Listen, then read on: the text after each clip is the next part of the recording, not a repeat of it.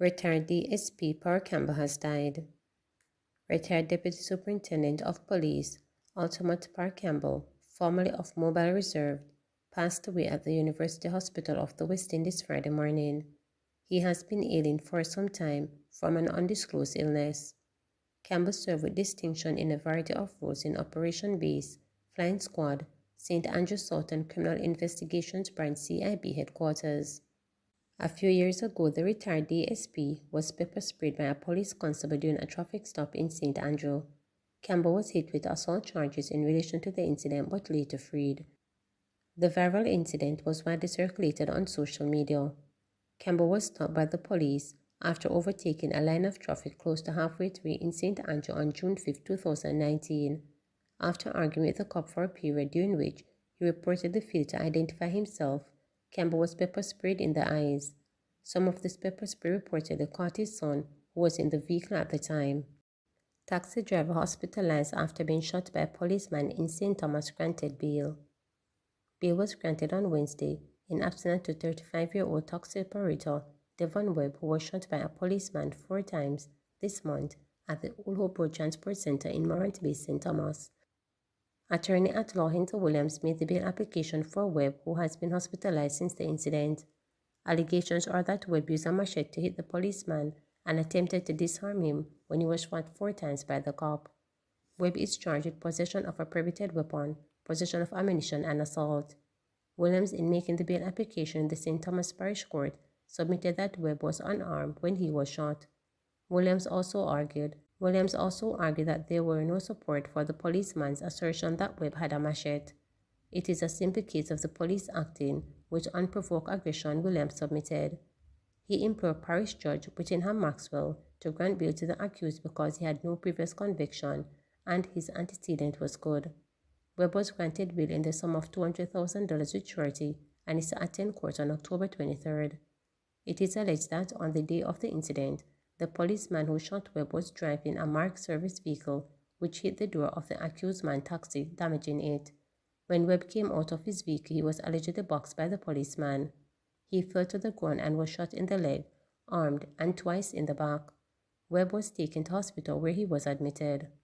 Portland man slapped with wounding charges following altercation with brother.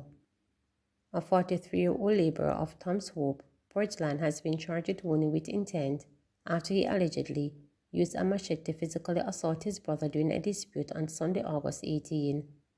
Reports from the Port Antonio police are that Ian Brown and his brother got into an altercation when he used a machete to inflict wounds to his brother's body. The injured man was rushed to hospital where he was treated and released. A report was made to the police and Brown was subsequently charged. His court date is being finalized. Agricultural Society laments low pace at which farmers are receiving help post-Hurricane Beryl. Jamaica Agricultural Society Just President Leonard Fulton is lamenting the slow pace at which help is being received by farmers whose farms were devastated by the Hurricane Beryl last month.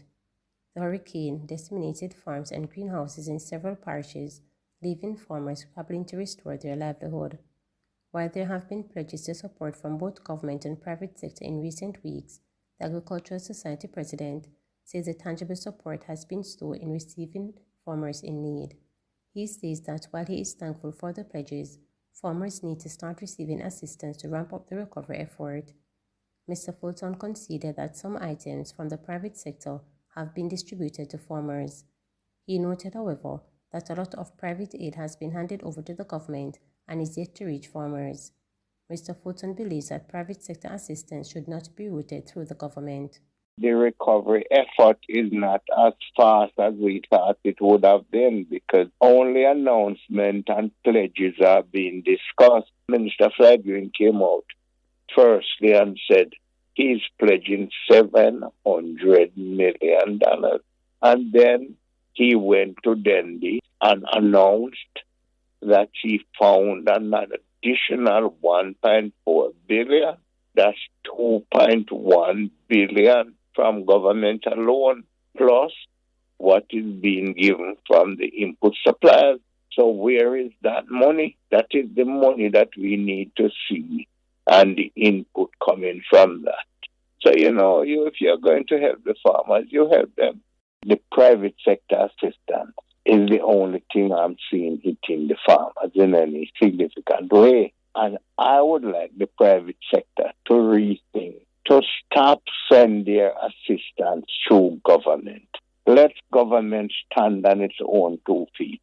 Use the money that taxpayers pay to help the farmer. Let government do that. We need our farmers to bounce back. The farmer should be going to these input suppliers or wherever and just collect what you have to give them and free up the system. We need a new approach, very new approach. Soldier murder mystery. Young JDF member fatally shot in unclear circumstances in Denham Town. Investigators are yet to determine the circumstances surrounding the fatal shooting of a member of the Jamaica Defence Force JDF in the volatile West Kingston community of Denham Town on Friday. But even as the probe continues, residents are fuming over the death of a man they describe as a good soldier. He has been identified as 20-year-old Private E.J. Dormville, who has been in the JDF for less than 12 months. Though pieces of the puzzle are missing, which is certain is around 1:25 a.m., E.J. was part of a team that was on a foot patrol in Denham Town when he was killed. The incident took place in the vicinity of Charles Street and Chestnut Lane. The police said on Friday that a team of soldiers went in pursuit of men who opened gunfire at them, causing them to take evasive action and return fire. When the shooting ended, E.J. was found with what appeared to be a gunshot wound to the face. He was taken to hospital where he was pronounced dead. Lieutenant Carl Clark, acting brigade commander for the Jamaica Regiment and who is responsible for all deployments of soldiers across Jamaica in support of Jamaica Constabulary Force JCF, expressed regret over the fatal shooting. I want to say condolences to the family of the soldier. We deeply regret their loss and the loss of his life. What I can tell you at this moment is that the soldiers were responding to a direct threat on their lives, and in doing so, unfortunately, one of the soldiers was impacted, possibly by one of the rounds of the threat force, Clark said, unable to say definitively who shot the soldier. The investigations continue and will continue in pursuit of those perpetrators, so to speak, and we will definitely continue to be professional with what we are doing under the aspects of internal security operations justification and acting within the law. He was not walking alone. At this time, I am not able to say how many soldiers were there with him. A soldier doesn't walk alone. We operate at a minimum of 2 people, added Clark. He said he was unable to speak to claims that the soldier was responding to report of a shooting at a dance. Despite not being certain of which gun the bullet came from that killed the soldier, JDF Communication Officer Mayor Kason Gonzal said the military will continue in its effort to locate the cowards who took the life of their fellow brother. We just want to use this opportunity to remind citizens that we will not deter. We remain committed to the mission to support the JCF, he stated. In the meantime, several residents were seen mourning at the death of the young soldier. They described him as a ladies' man and a motivator. According to one young man from Denham Town, the slain soldier would always encourage young people to do good and encourage in positive activities. Them Monday, till you feel lift up your head and go back to school and them thing day. The other day, a youth and him stepfather was about for war and stab up each other. And him team come broke it up the fight. Everybody have good things to say about him. He was a good man. Them Monday was a girls type of man. Them girls, they love him. Him never diss nobody on here yet. Nobody know what really happened. All we hear is that them go down at the road and buck up in a man and him get shot. The young man declined to give his name. The pain one female resident felt over the killing of the soldier was very evident by the mournful look on her face and how vocal she was about the situation. Thursday night, him look for me and ask me, say, when me a deal with, me tell him, say, me a go inside cook some food, and me soon come back out.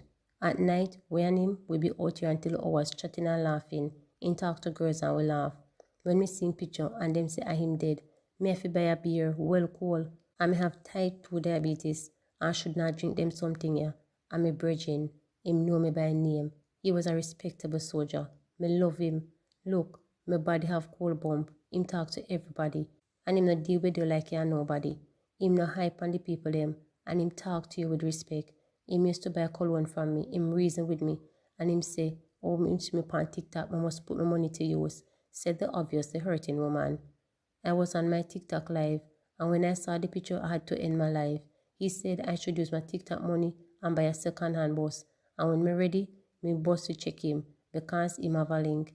Him never want me in at the party I throw my money. Him know all of my son. My condolences to his family. I pray West Kingston come back to betterment. From school at the picnic them, no get no summer. Me I keep a back to school treat Saturday, and it have to postpone because this happen. Me I look for feed over 200 picnic Saturday, and me can't do that because me go under curfew, and we have to go in early, the female residents lamented. Remember to subscribe, like, share, and click the notification bell for daily updates.